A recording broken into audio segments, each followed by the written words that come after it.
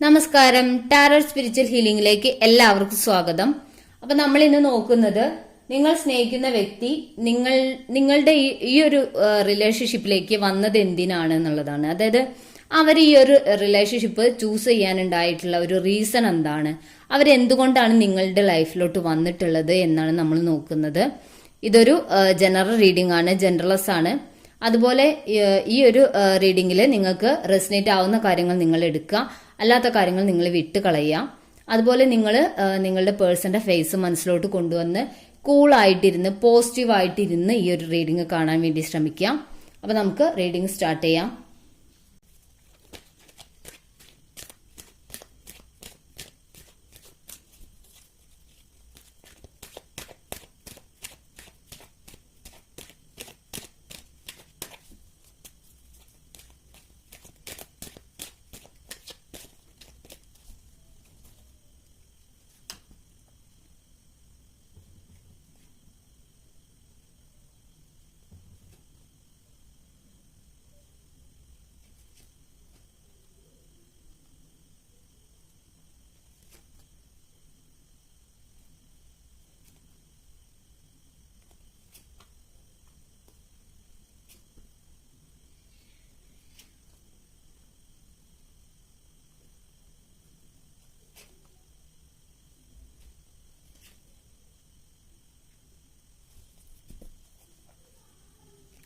Bottom of the deck വന്നിട്ടുള്ളത് 5 of pentacles ആണ്. ഞാൻ ഈ ഒരു റീഡിങ്ങിൽ ഫസ്റ്റത്തെ 2 ട്രിപ്പ് എടുത്തു കഴിഞ്ഞപ്പോൾ തന്നെ ഞാൻ വിചാരിച്ചത് ഇവിടെ ഒരു തേർഡ് പാർട്ടി സിറ്റുവേഷൻ വരരുതേ എന്നാണ്. പക്ഷെ എന്ത് ചെയ്യാൻ, സ്ട്രോങ് തേർഡ് പാർട്ടി സിറ്റുവേഷൻസ് ആണ് വന്നിട്ടുള്ളത്. ലാസ്റ്റത്തെ ഈ 2-3 കാർഡ്സും തേർഡ് പാർട്ടി സിറ്റുവേഷൻ ആണ് കാണുന്നത്. അപ്പോൾ ഈ ഒരു റീഡിങ് തേർഡ് പാർട്ടി സിറ്റുവേഷൻ ഉള്ളവർക്ക്, അതായത് നിങ്ങൾക്ക് അറിയാം നിങ്ങളുടെ ലൈഫിൽ തേർഡ് പാർട്ടി ഉണ്ട്, നിങ്ങളുടെ ഈ റിലേഷൻഷിപ്പിൽ തേർഡ് പാർട്ടി ഉണ്ട് എന്ന് അറിയുന്നവർക്ക് കൂടുതൽ മാച്ച് ചെയ്യുക ഈ ഒരു റീഡിങ്. അതുപോലെ നിങ്ങളുടെ പേഴ്സണും മാരീഡ് ആയിട്ടുള്ള ഒരു പേഴ്സൺ ആയിട്ടാണ് കാണുന്നത്. തേർഡ് പാർട്ടി സിറ്റുവേഷൻ കാർഡും പിന്നെ ദ എംപറർ കാർഡും കൂടി വരുമ്പോൾ ഒരു മാരീഡ് പേഴ്സൺ ആണ് ദ എംപറർ കാർഡ് പൊതുവെ റെപ്രസെന്റ് ചെയ്യുന്നത്. അവിടെ തേർഡ് പാർട്ടി സിറ്റുവേഷൻ കൂടി ഉണ്ടാകുമ്പോൾ എന്തായാലും അവരൊരു മാരീഡ് ആയിട്ടുള്ള ആളാണ് എന്നാണ് കാണുന്നത്.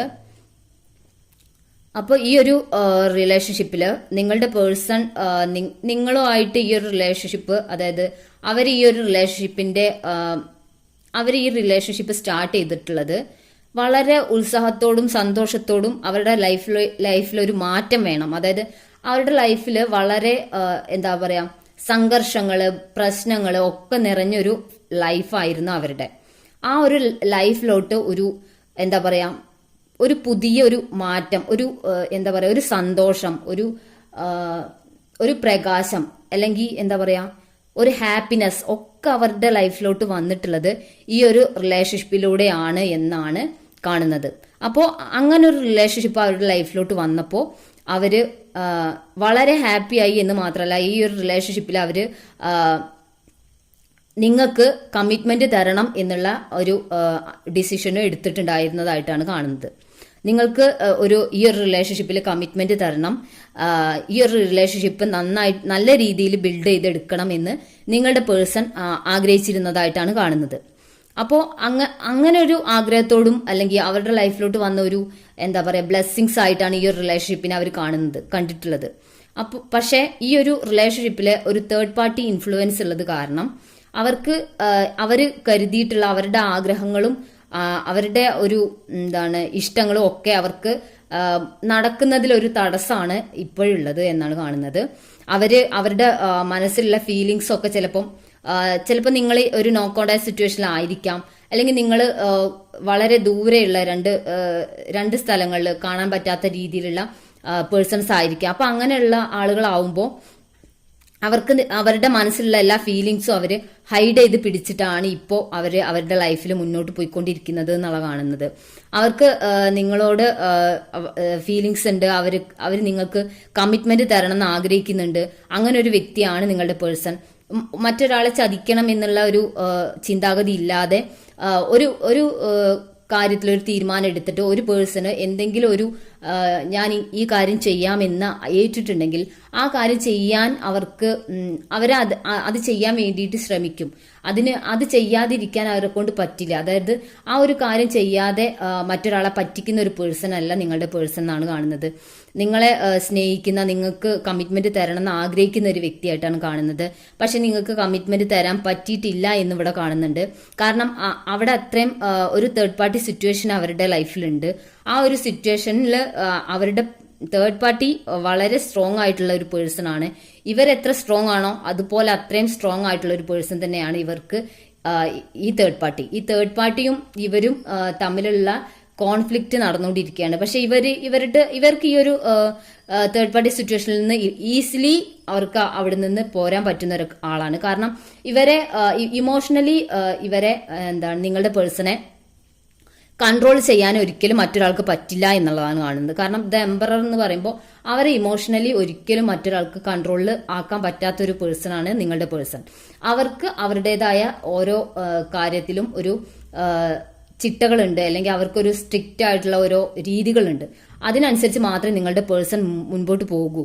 പക്ഷെ അവരുടെ ആ ഒരു ചിട്ടയിലുള്ള ഒരു കാര്യം എന്ന് പറയുന്നത് അവർ ചെയ്യേണ്ട കടമകളും അവർക്ക് ചെയ്യേണ്ടതായിട്ടുള്ള ഒരു എന്താ പറയാ സൊസൈറ്റിയുടെ എല്ലാ റൂൾസും അനുസരിച്ച് ജീവിക്കുന്ന ഒരു പേഴ്സണാണ് നിങ്ങളുടെ പേഴ്സൺ.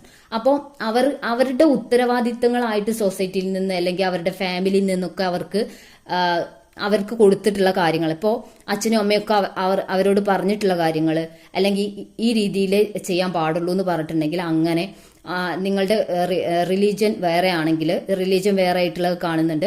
അപ്പൊ റിലീജിയൻ വേറെ ആണെങ്കിൽ ആ റിലീജിയൻ നമ്മുടെ സമുദായത്തിന് പറ്റില്ല, നമുക്ക് അത് ചേരുന്നതല്ലാന്ന് അവരുടെ പേരൻസ് പറയുകയാണെങ്കിൽ അവരത് ഫോളോ ചെയ്യും. കാരണം അവരങ്ങനെയുള്ള ഒരു പേഴ്സൺ ആണ്. അവര് എന്താ പറയാ സമൂഹത്തിന് മുൻപിൽ അത്രയും ഒരു പെർഫെക്റ്റ് ക്ലീൻ ചീറ്റ് ആയിട്ട് നിൽക്കണം എന്ന് ആഗ്രഹിക്കുന്ന, സമൂഹത്തെ കാണിക്കാൻ വേണ്ടിയിട്ട് എത്ര നല്ലവനാവാൻ പറ്റുമോ അത്രയും നല്ലവനായിട്ട് നിൽക്കുന്ന ഒരു പേഴ്സണാണ് നിങ്ങളുടെ പേഴ്സൺ. അതിന് വേണ്ടിയിട്ട് അവരുടെ ലൈഫിൽ അവർക്ക് ഇഷ്ടമുള്ളതൊക്കെ ത്യജിക്കാൻ അവർ തയ്യാറാണ് എന്നുള്ളതാണ് കാണുന്നത്. അങ്ങനെ ഒരു പേഴ്സണാണ് നിങ്ങളുടെ പേഴ്സൺ. അപ്പോൾ അവര് ഈ ഒരു ക്ലീൻ ചീറ്റ് ലഭിക്കാനും അല്ലെങ്കിൽ അവരുടെ റൂൾസിന്, സമൂഹത്തിന്റെ അല്ലെങ്കിൽ അവരുടെ ഫാമിലിയുടെ റൂൾസിന് എതിരായിട്ട് ഒരു സ്റ്റെപ്പ് വെക്കാൻ നിങ്ങളുടെ പേഴ്സൺ ഒരിക്കലും ആഗ്രഹിക്കില്ല എന്നാണ് കാണുന്നത്. അതിനു വേണ്ടിയിട്ട് അവർ ഒരു പ്രശ്നമോ ഈ തേർഡ് പാർട്ടി എന്ന് പറയുന്നത് ചിലപ്പോൾ പാരന്റ്സ് ആയിരിക്കാം, അല്ലെങ്കിൽ മറ്റ് പേഴ്സൺസ് ആയിരിക്കാം. ആരായാലും ആ തേർഡ് പാർട്ടി പറയുന്നതിൽ കാര്യമുണ്ടെങ്കിൽ അവരവിടെ നിൽക്കും.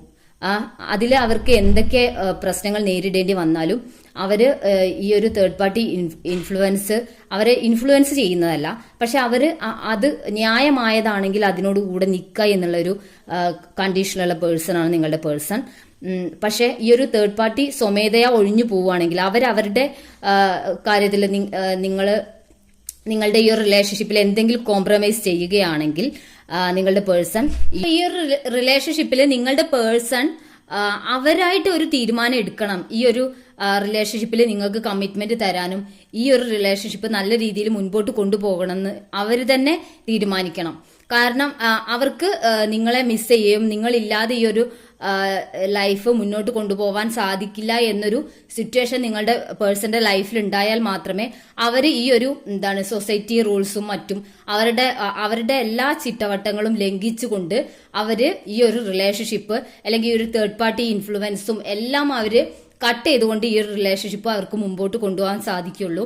അങ്ങനെ ഒരു തീരുമാനം നിങ്ങളുടെ പേഴ്സണായിട്ട് തന്നെ എടുക്കുമ്പോഴാണ് നിങ്ങൾക്ക് ഈ ഒരു റിലേഷൻഷിപ്പിൽ കമ്മിറ്റ്മെന്റ് ലഭിക്കുകയുള്ളൂ. ഈ ഒരു റിലേഷൻഷിപ്പ് നിങ്ങളുടെ സക്സസ്ഫുൾ ആവാനും സാധ്യതയുള്ളൂ. അങ്ങനെയാണ് ഈ ഒരു റീഡിങ്ങിൽ നമുക്ക് കാണുന്നത്. അപ്പോൾ നമുക്ക് ഈ ഒരു റീഡിങ്ങുമായിട്ട് ബന്ധപ്പെട്ട് കുറച്ച് ക്ലൂസ് കൂടി നോക്കാം.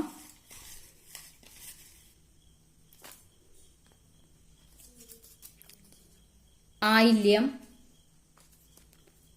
1996, 1987, അവിട്ടം, ഉത്രം, June, 1985 letter E, letter P December,